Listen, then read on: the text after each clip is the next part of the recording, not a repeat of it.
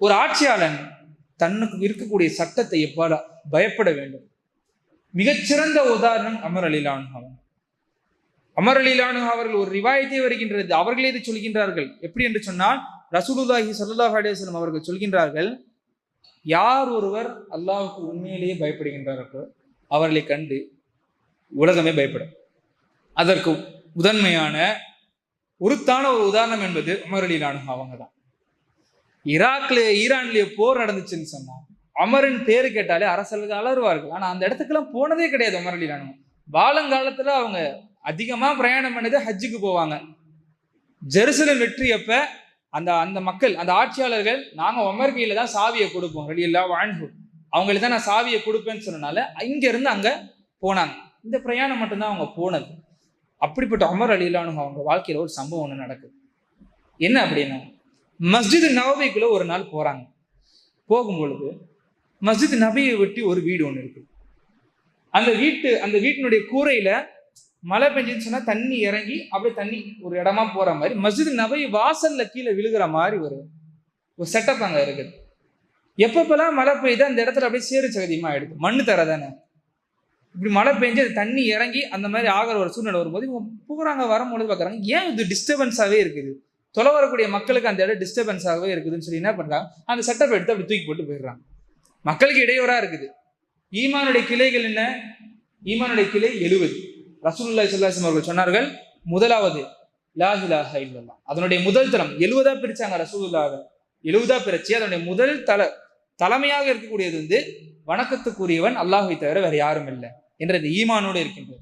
கடைசியா என்ன சொன்னாங்க ரசூலுல்லாஹ், மக்களுக்கு ஒரு பாதையில ஒருத்தர் நடந்து போறாரு, மக்களுக்கு இடையூறா ஒரு கட்டையோ ஒரு கல்லோ இருக்குது, அதை எடுத்து ஓரமா அப்படி மக்கள் பிரச்சனை இல்லாம அதை தள்ளி வைக்கிறது ஈமானுடைய கடைசி பகுதி என்று சொன்னார்கள். அதுதான் உமர் அலிலானு செஞ்சாங்க. அந்த இடத்துல எந்த ஒரு பெரிய தவறும் செய்யும், கேஸ் ஆயிடுச்சு. ஹலீஃபா உமர் அலிலானு மீது புகார் வந்துள்ளது. ஊரே திரும்பி பார்க்குது. அவர் ஒரு ஆட்சியாளர் அல்ல, அவர் ஹலீஃபா. அவர் எந்த அளவுக்கு அல்லாஹ்வுக்கு பயப்படுவார் என்று மக்களுக்கு தெரியும். நம்ம போய் ஒரு சஹாபியோ யாரோ ஒருத்தர் போய் அமர் அலிலானு கிட்ட ஒரு விஷயத்தை போய் கேட்க போறாங்க அப்படின்னு சொன்னா பயப்படுவாங்க. நம்ம அல்லாஹ் ரசூல் 5 கிட்ட போய் அவங்க கிட்ட போய் பேசுறோமா, மாற்றமா சொல்லிட்டோம்னா ஏதோ ஒன்று நடந்ததுன்னா சம்பவம் ஒன்று இருக்குது. மதீனால வந்து ரசூலுல்லாஹி ஸல்லல்லாஹு அலைஹி வஸல்லம் அவங்க கிட்ட வந்து 2 பேர் வந்து தீர்ப்பு கேட்கறாங்க, ஒரு யூதன் ஒரு முஸ்லீம். தீர்ப்பு கேட்கும்போது ரசூலுல்லாஹ் என்ன சொல்றாங்க, ஒரு கிணறு சம்பந்தப்பட்ட ஒரு பிரச்சனை, இது யூதனுக்குரியதுன்னு ரசூலுல்லாஹ் தீர்ப்பு தெரிவிச்சுட்டாங்க. சொன்ன உடனே அந்த யூதன் நமக்கு தான் ஃபேவர் ஆயிடுச்சு, நம்ம போல அப்படின்னு போகும்பொழுது அந்த முஸ்லீம் என்ன செய்யறான், ரசூலுல்லாஹ் கொடுத்த தீர்ப்புல வந்து எனக்கு கொஞ்சம் இது இருக்குது, நம்ம போவோம், அப்படியே அமருடைய வீடு இருக்குது, அமர் கிட்ட கேட்கலான்னு போறா போல. போகும்பொழுது அப்படியே போறாங்க, நிக்கிறாங்க, போயிட்டு அமர் அலிலானு கூப்பிடுறாங்க. உமர் அலிலானு வீட்டுல இருந்து வெளியே வந்து என்ன ஆச்சுன்னு கேட்கும்போது, இந்த மாதிரி நாங்கள் ரசூலுல்லாஹ் கிட்ட போனோம், பிரச்சனையை சொன்னோம், ரசூலுல்லாஹ் யூதனுக்கு ஃபேவரா தெரிவிச்சாங்க, எனக்கு அந்த தீர்ப்புல வந்து ஒரு இது இல்லை, மேல்முறையீடு செய்யறாங்க. போய் உமர் அலிலானு கிட்ட அமர் அலிலானுங்க நல்ல ஒரு பதில் கொடுத்தாங்க. வீட்டுக்குள்ள போனாங்க, நல்ல கூரான ஒரு வாள் எடுத்துட்டு வந்து முஸ்லிமுடைய தலையை துண்டிச்சிட்டாங்க. அல்லாஹ்வுடைய திருத்தூதர் ஸல்லல்லாஹு அலைஹி வஸல்லம் ஒரு தீர்ப்பை கொடுத்த பிறகு உனக்கு மேல்முறையீடு என்று ஒன்று கேட்குது என்று சொன்னால் நீ முஸ்லிமே அல்ல.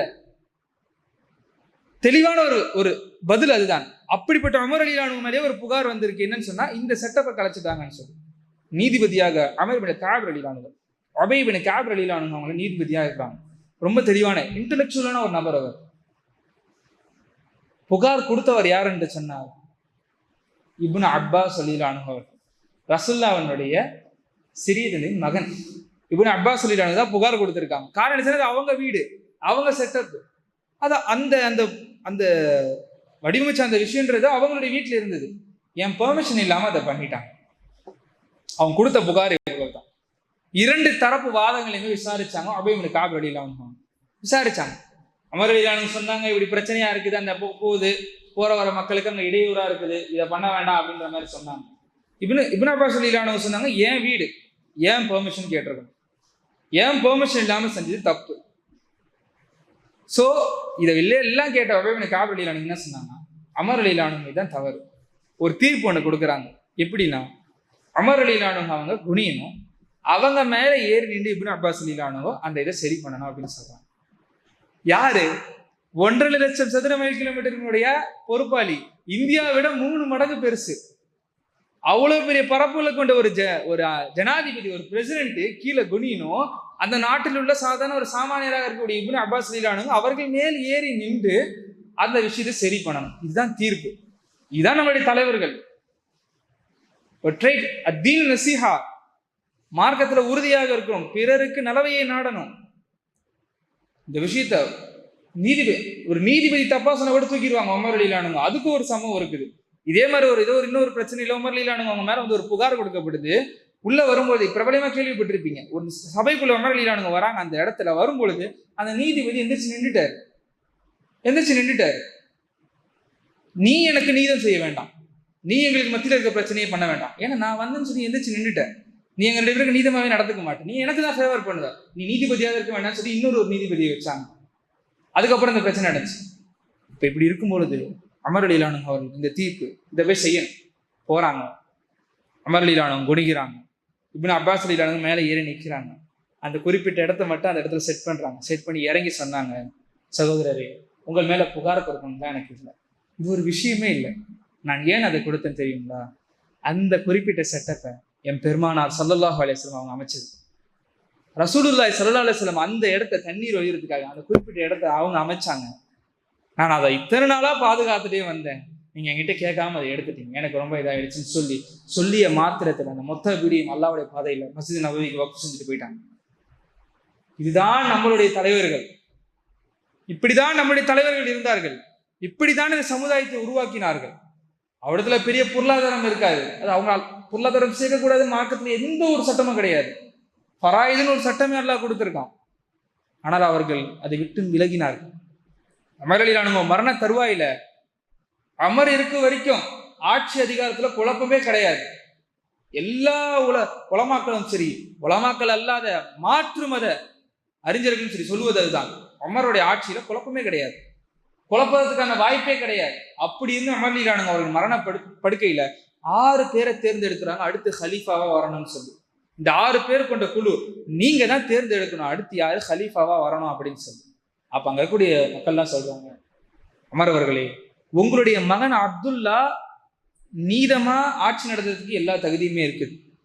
உங்களுடைய குடும்பம் கத்தாபுடைய குடும்பம், பனு அம்ர சார்ந்த குடும்பம், உங்க குடும்பம் பெரிய குடும்பமா இருக்கு, நீங்க ஆட்சிக்கு உங்களுடைய மகனே வந்தா நல்லா இருக்கும் அப்படின்னு சொல்லும் பொழுது, இந்த ஹத்தாபினுடைய குடும்பத்தில் ஒரு உமர் போது நாளைக்கு அல்லாஹ்விடத்தில் பதில் சொல்வதற்கு. கோடிக்கணக்கான மக்களை ஆளுகின்றோம் என்ற பெருமை இல்லை, கோடிக்கணக்கான மக்களுடைய பொறுப்புகளை எடுத்திருக்கின்ற சொன்ன பயம் அவர்களுக்கு. மறுபடியும் வலியுறுத்துறாங்க, இல்ல நீங்க அவர் ஆட்சியில வைங்க. ஒரு முறை அப்துல்லா இப்னு உமர் ரலியல்லாஹு அன்ஹு என்ன பண்ணிட்டாங்க, அவங்களுடைய மனைவிகளை ஒருத்தவங்க தலாக் விட்டுட்டாங்க. தலாக் விடும்போது என்ன சொன்னா, அவங்க ஹைல்ல இருக்கிறாங்க, மாதவிடாயில இருக்கிறாங்க, அந்த நேரத்தை தலாக் விட்டுட்டாங்க. இந்த தலாக்கு கூடாதுன்னு ரசூலுல்லாஹி ஸல்லல்லாஹு அலைஹி வஸல்லம் சொல்றாங்க. மாதவிடாயில இருக்கக்கூடிய ஒரு பெண்ணை நீங்க தலாக் விட்டால் தலாக் கூடாது. இந்த சட்டத்தை முன்ன நிறுத்தி, ஒரு பெண் மாதவிடாயில இருக்கிறான், அந்த பெண்ணுக்கு தலாக் விடக்கூடாது என்று கூட அந்த சட்டம் தெரியாத ஒருத்தன் மக்களுக்கு ஆட்சியாளனாக இருக்க வேண்டாம் என்று சொல்லி அப்துல்லா ரலியல்லாஹு அன்ஹு தூக்கிட்டாங்க. எத்தனை 2000க்கும் மேற்பட்ட ஹதீஸுகள், சஹீஹான ஹதீஸுகள். எந்த ஒரு உலமாக்களும் அவங்க ஹதீஸ் இல்லாம இது எடுக்க முடியாது, சட்டங்கள் எடுக்க முடியாது. மார்க்கத்தினுடைய எல்லா அடிப்படையான சட்டங்கள்ல ஒரு 3 பேர் முதன்மையா இருப்பாங்க. ஒன்று ஆயிஷா ரலியல்லாஹு அன்ஹா, இரண்டாவது அபு ஹுரைரா ரலியல்லாஹு அன்ஹு, மூன்றாவதாக இவர்கள் இருப்பார்கள். அவ்வளவு பெரிய முஹத்தீஸ், அவர்களே ஆட்சி அதிகாரத்தில் விடலைன்னு சொல்லி எந்த அளவுக்கு அல்லாஹ் பயந்திருப்பார்கள் சகோதரர்கள். அப்படிப்பட்ட ஒருத்தரை நம்முடைய இன்ஸ்பிரேஷனா வச்சு தலைமைத்துவத்தில் அமர வைக்க வேண்டும். அப்படிப்பட்ட ஒருத்தர் தான் எனக்கு தலைவனாக இருக்க வேண்டும் என்று ஒவ்வொரு முஸ்லிமும் ஆசைப்பட வேண்டும்.